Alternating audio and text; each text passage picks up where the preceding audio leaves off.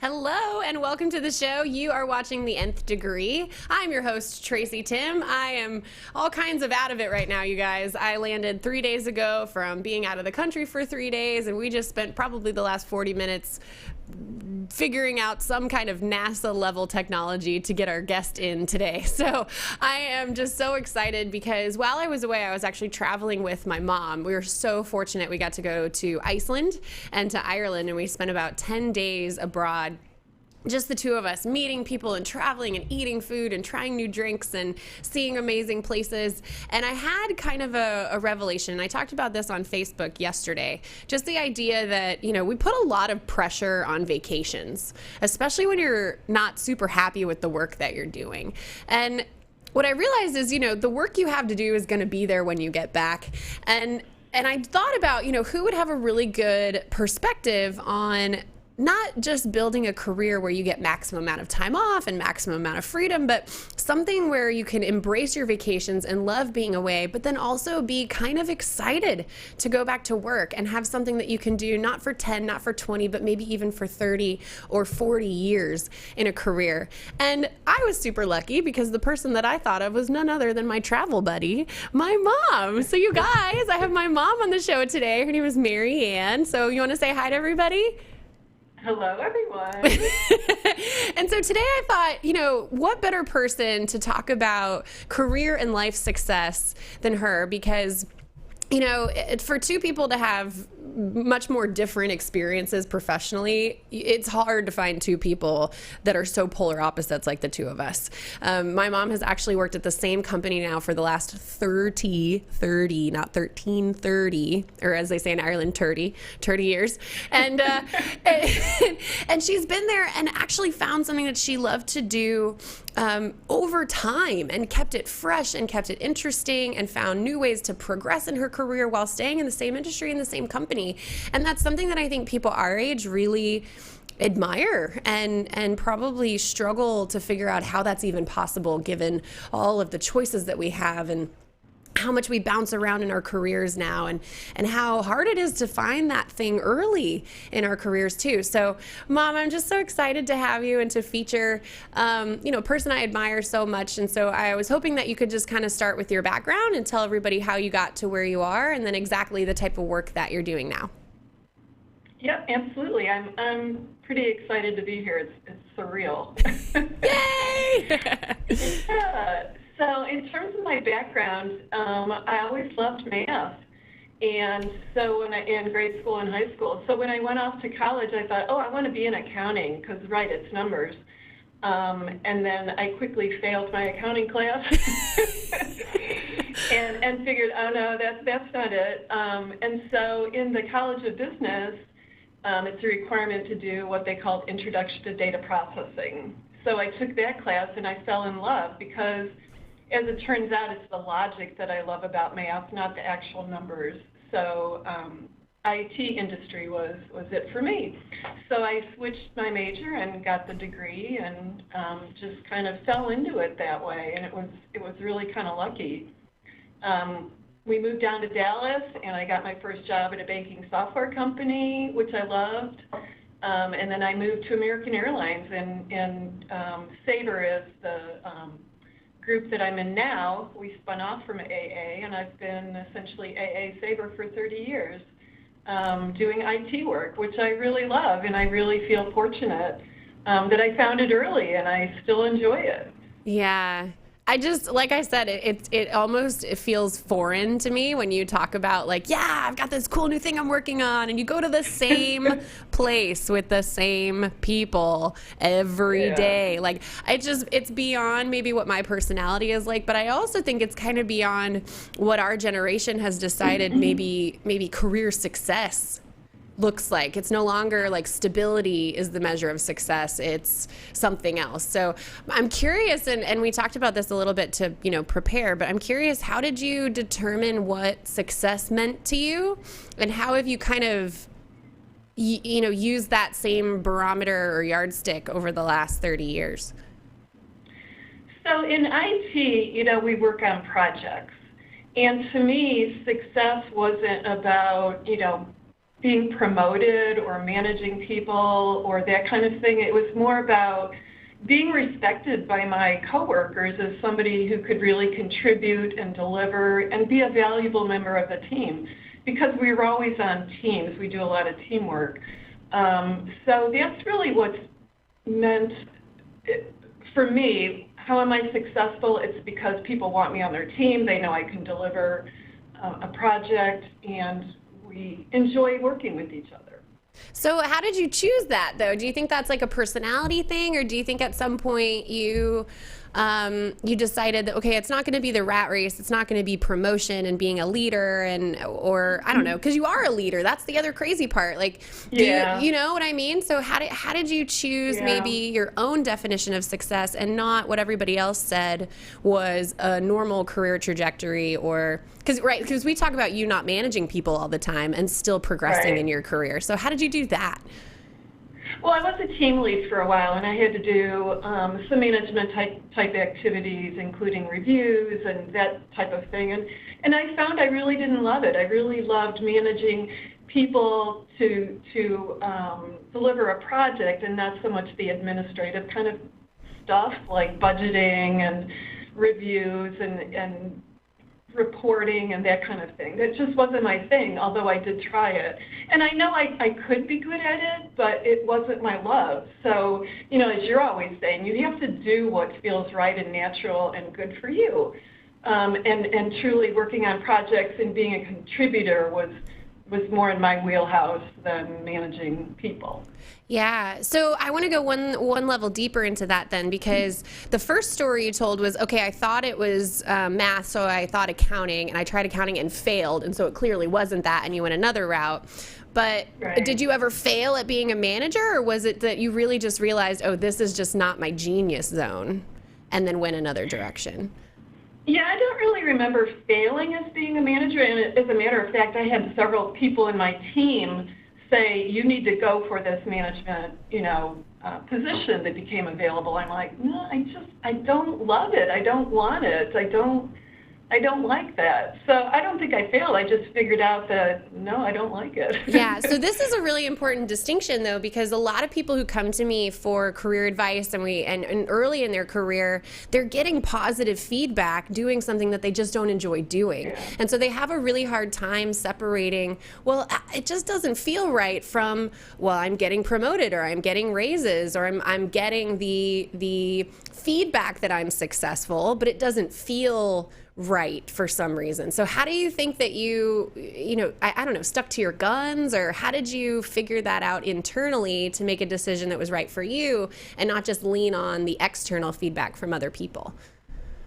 Yeah, it was hard, especially when I got a lot of feedback from people saying, you'd be so good at it, you are good at it, but it was like, I knew enough about the things that it took and the kind of activities that were entailed in that, and I knew I didn't like it. So it was like, why would I do something if I really don't like it? And that's the big thing for me. It's like, I enjoy what I do, and every day is kind of a new day. Yes, it's similar kind of activities, I guess, but there's always new problems. There's always new projects. There's always something different and unique. Okay.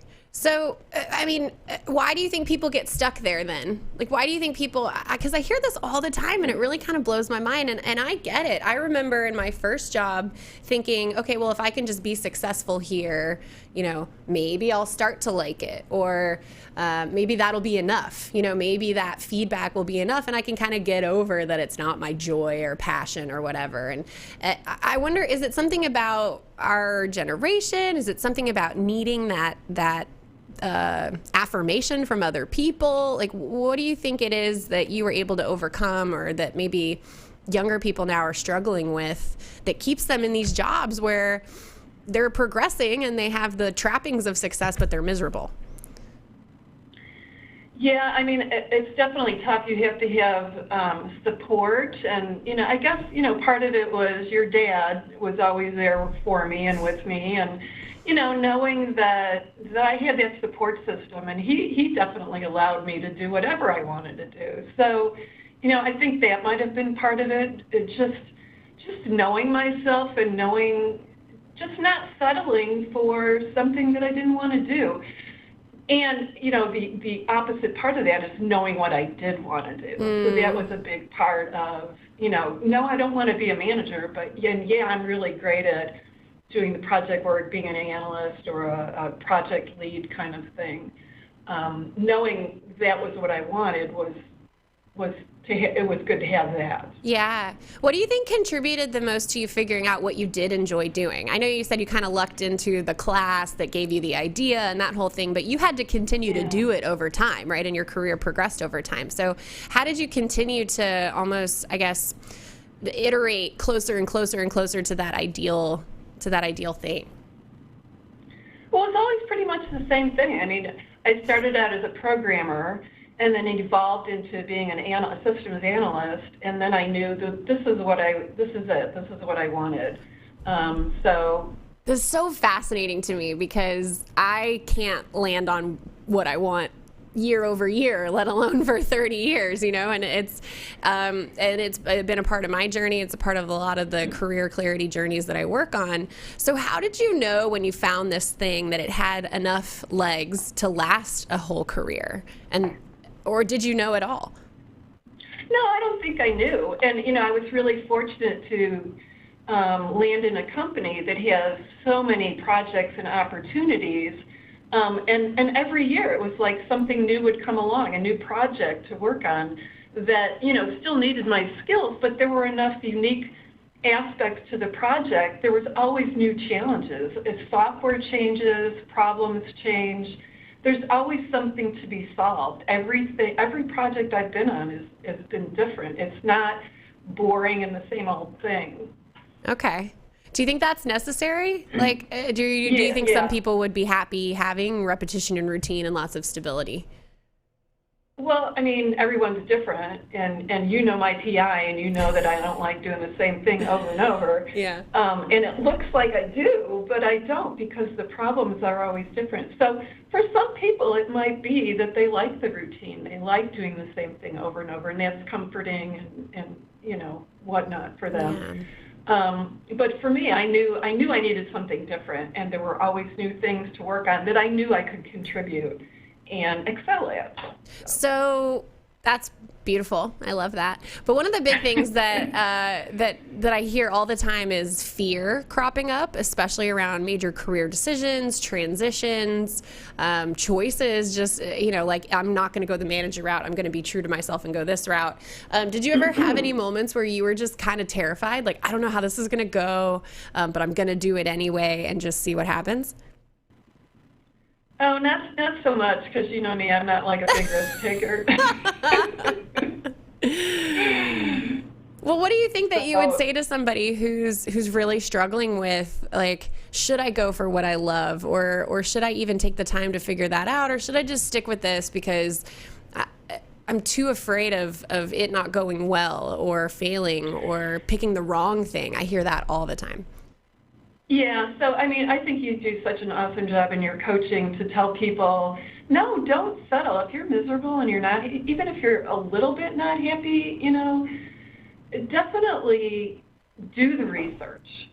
Invest in yourself and do the research and figure out what it is. And then, do a kind of jump or a move or a migration to what you want to try. Don't just sit somewhere if you're miserable. You have to get over. I think there's probably a balance in terms of fear and what's reasonable and how much fear you can stand. But yeah, go ahead and make the change. Try it out, because you're never going to know if you don't do it. I think that that's something that you've done actually really well, that maybe you don't see as risky, but you've never just stalled or allowed yourself to be stuck. You've continued to try new things. So right, you said you tried accounting, it didn't work out, but you didn't get so hung up on the fact that it didn't work out that you thought you were a failure or you had to try it again or whatever, right? You just pivoted. So Right. what does it take to really, I guess my question is, how do you figure out, let's say you fail at something. Let's say you pick the wrong job and you're miserable. How do you figure out what pieces of it you really like and move forward with that and not just like throw the baby out with the bathwater? How did you figure out that it was logic, I guess? Was there a process to that? So that was actually after the fact I figured it out, because it was like, all right, I love math so much, but this accounting business and numbers, that's just not working out. And you know, like I said, I took the intro to IT class, and something just clicked. And looking back on it, it was the logic of math, you know, within IT that really spoke to me. So it was kind of refining what is it about math that spoke to me. So. Okay. So if somebody, so you work with plenty of young professionals, right? And you probably work with plenty of people who don't particularly like being there. What do you tell them? You know, I don't know if that doesn't really come up a lot. You know, I think there's probably, a fear. I'm not sure how many people would just come up and say, yeah, this is not really working out for me. But I would definitely, if anyone did, I would definitely counsel them to, you know, think about what parts of their job or their daily activities. What are you doing that you do enjoy, and what are the things that you don't? There are definitely times in my job where I was miserable. I was doing this repetitious kind of thing for a few years, and it was like it was interesting to try and figure out, okay, what aspects of my daily routine is it that I really can't stand, or if I could change anything or everything about this, what would it be? You know, if I could make a little magic wand fix this issue, what would it be? Yeah. And you think that sort of, I don't know, what would you call that, thought experiment, like really highlighted some things for you? Or did it also take taking action on those ideas to figure out if you were right? No, it absolutely helped. It helped me identify what aspects am I really hating and what am I missing, and then what do I need to get back to? Because there was a part, I don't know, I want to say 5-ish years ago or so, I was the lead of a team, and I wasn't doing project work. And once I figured out, it's the project work that I'm really missing, that I really need to get back into, then I was happy again. You know, I went to my manager and I said, hey, listen, you know, if there's some way you can get me back into project work, I really need to do that, because I know I can excel and be so much more of a contributing employee and make a difference. And it worked out. So. Oh my gosh, music to my ears. So because this is something I tell people all the time. I'm like, listen, you reaching out and asking for more of what you love does not make you look like you're not a team player, or you don't want to be there, or you don't want to work hard. When you voice it in what you just said, which was, here's how I can add more value. Here's how I can actually be contributing more to the company, the team, the bottom line, whatever. So how did you, who did you talk to, what did you say, and how did you articulate it such that it came across as a value add and a win-win, and not you complaining about the work that you were doing? Right. Well, it was exactly that. So it was James, I think, who was my manager at the time, or the director. Yeah.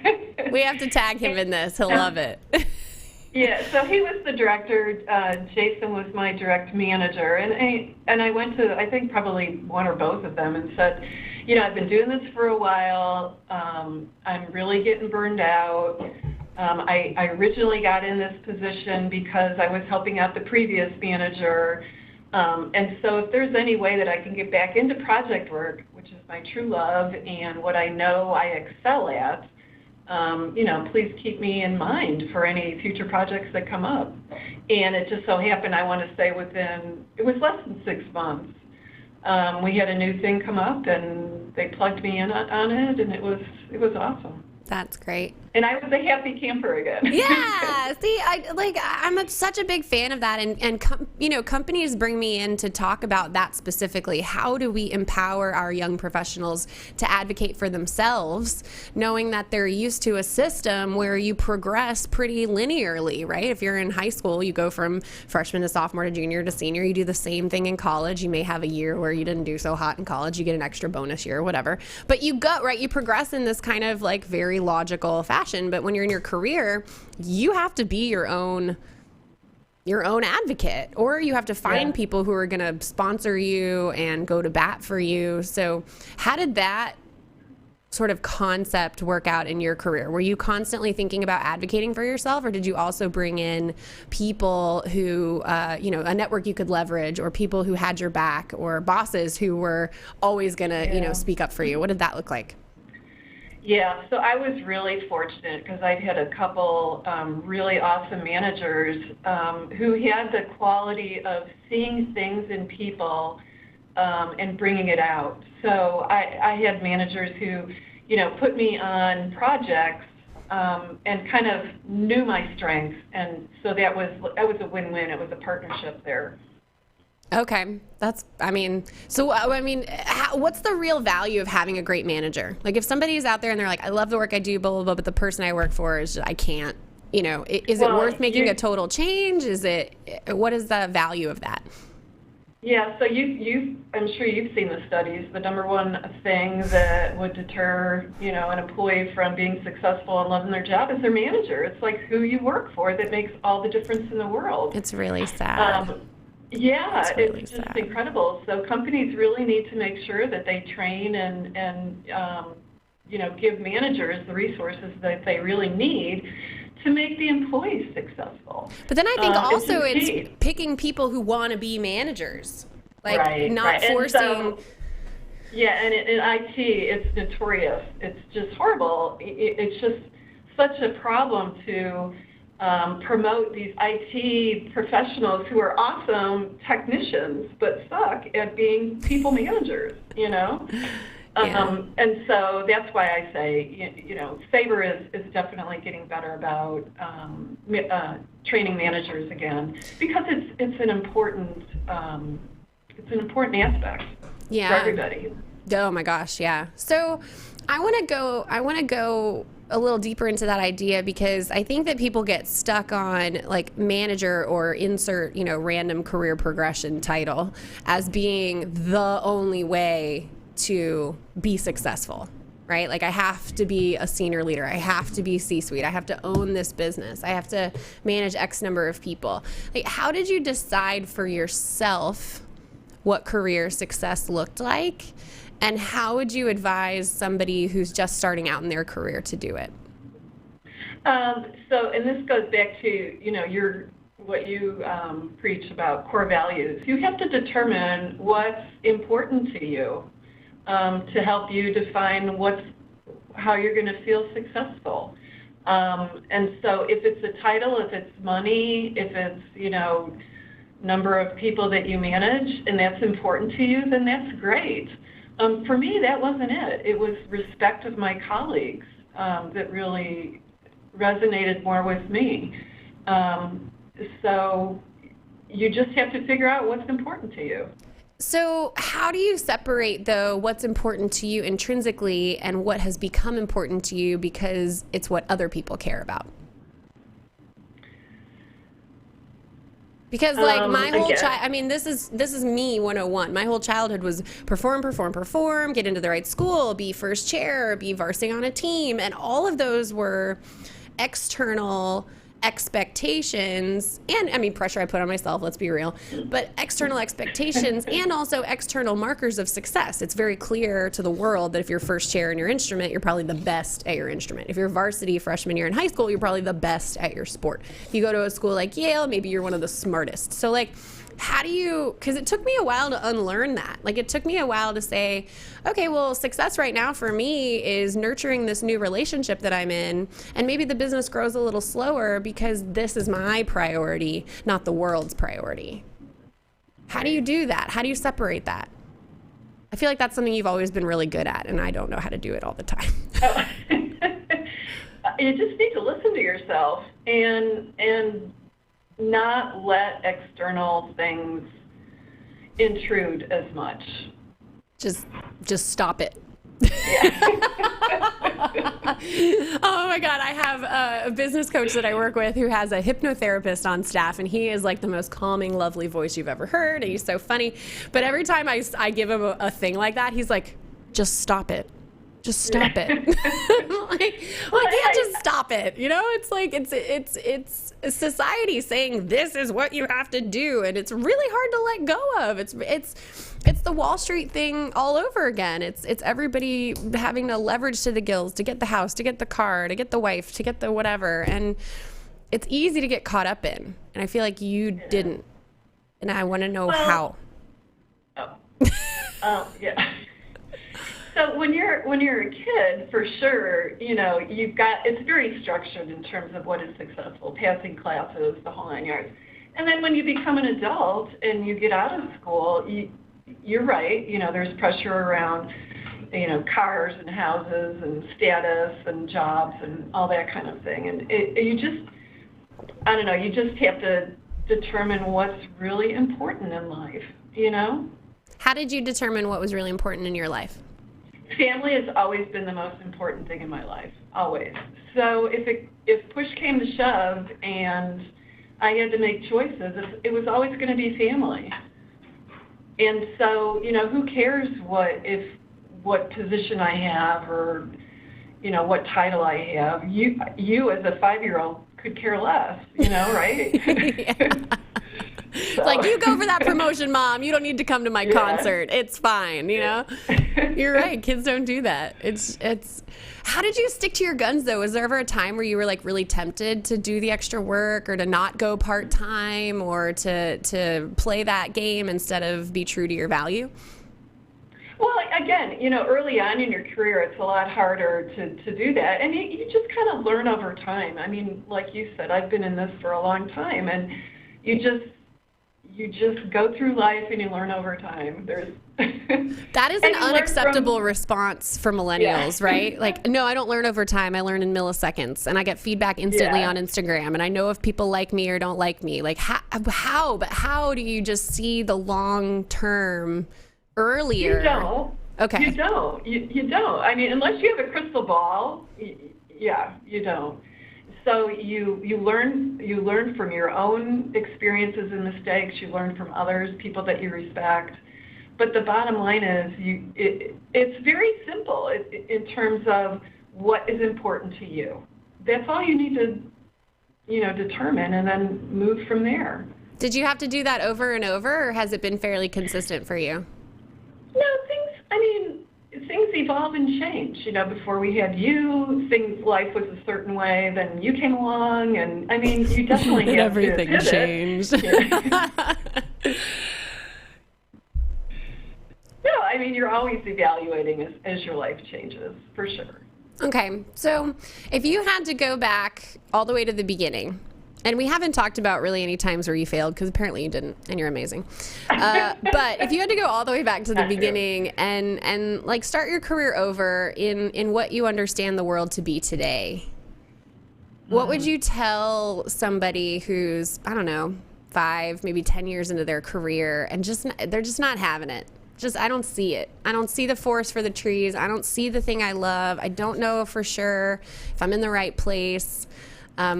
I just don't have that vision. I don't have that long term, right? The crystal ball. If you had to start it all over again, what would you tell that person? Well, those are kind of like two different questions. If I had to start all over again? Yeah, so if you had to do it over again, would you change anything? But if you're advising somebody who's just getting started now, what would you tell them? Thank you for improving my question. I appreciate that. So if I was to advise anybody that's like 5-10 years into whatever career they are in, and they don't like it, yep. Well, I would say you need to check out tracytimm.com. Oh my God.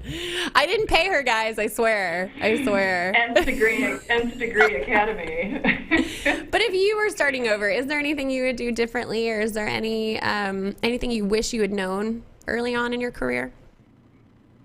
No, I mean, I think you do your best. You get your education, you know, try different things.